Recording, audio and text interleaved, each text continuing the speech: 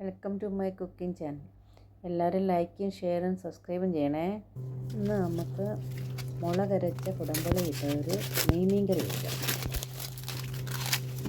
നമുക്ക് നെയ്മീൻ ഇത് ലുലുന്ന് വാങ്ങിച്ച നെയ്മീനാണ്. ലുലുവിൻ്റെ പരസ്യമൊന്നുമല്ല കേട്ടോ. നെയ്മീൻ ആദ്യം ചട്ടിയിലിട്ട് നമുക്കത് കഴുകിയെടുക്കാം.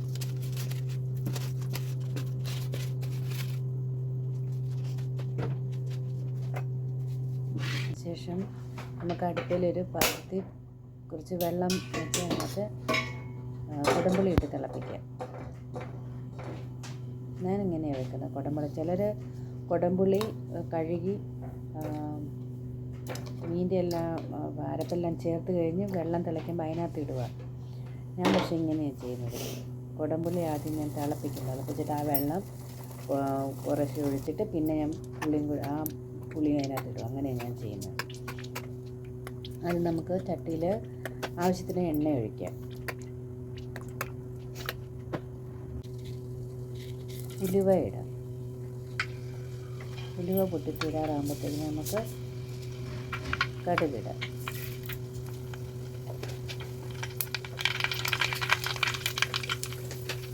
കടുകും പൊട്ടിക്കഴിഞ്ഞ് നമുക്ക് കൊച്ചുള്ളി ഇടാം.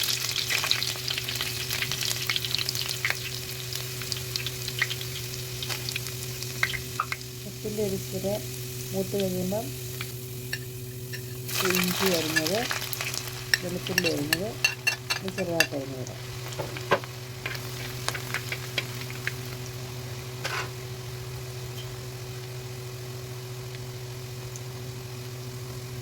ഒരിച്ചിരി കറിവേപ്പില ചേർക്കാം.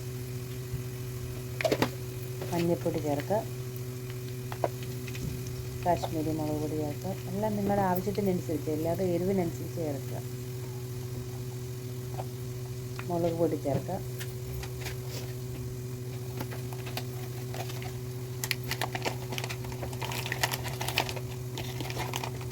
കഴിഞ്ഞ് നമുക്ക് ഫിഷ് മസാല ചേർക്കാം. ഞാൻ കൂടുതലും ഫിഷ് മസാല ചേർക്കുന്നത്. മുളക് പൊടിയും കാശ്മീരി മുളക് പൊടിയും കൂടുതൽ ഫിഷ് മസാല ചേർത്തേക്കുന്നത്.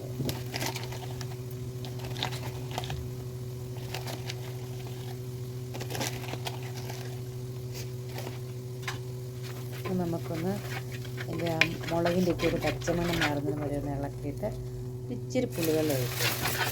പുളിവെള്ളം ഒഴിച്ചാൽ ആ എണ്ണ വേറെ ഇങ്ങനെ കിടക്കും. മീൻസ് എണ്ണ ഒന്ന് തെളിയും. എണ്ണ ഒന്ന് തെളിയുമ്പോഴത്തേക്കിന് ബാക്കി പുളിവെള്ളം ഒഴിച്ച് ഇളക്കി അത് തിളയ്ക്കാൻ വെക്കണം.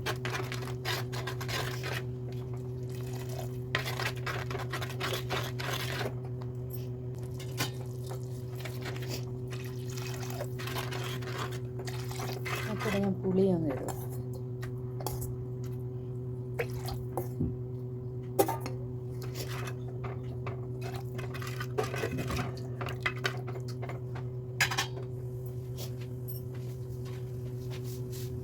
ഉപ്പ് ചേർക്കണം.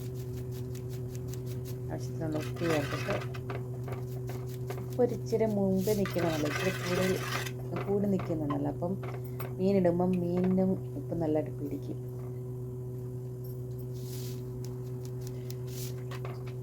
പുളിയൊക്കെ ഇറങ്ങുമ്പോൾ അപ്പം കറക്റ്റ് ആയിക്കോളും.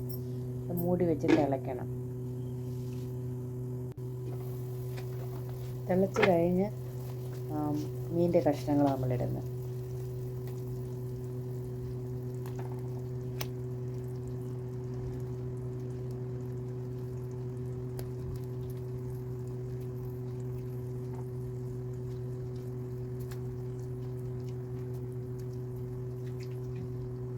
നല്ല ഫ്രഷ് മീനായിരുന്നു കേട്ടോ, നെയ്മീൻ.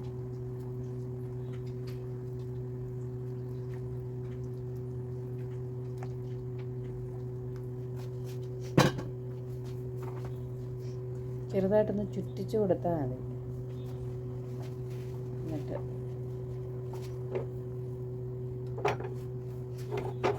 പൊടിഞ്ഞു പോകാതെ നല്ല സ്പൂൺ കൊണ്ടൊന്ന് ഇളക്കിയാൽ മതി.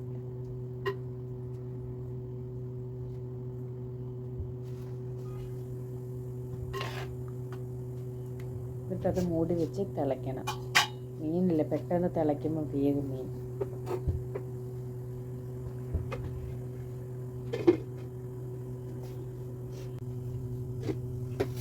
തിളച്ച് കഴിഞ്ഞ് നമുക്ക് മീൻ വെന്തോന്ന് നോക്കാം കഴിഞ്ഞ് കേട്ടോ. ഈ കഷ്ണം എടുത്ത് നമുക്ക് വെന്തോന്ന് നോക്കാം. മീൻ നല്ലതായിട്ട് വെന്തു.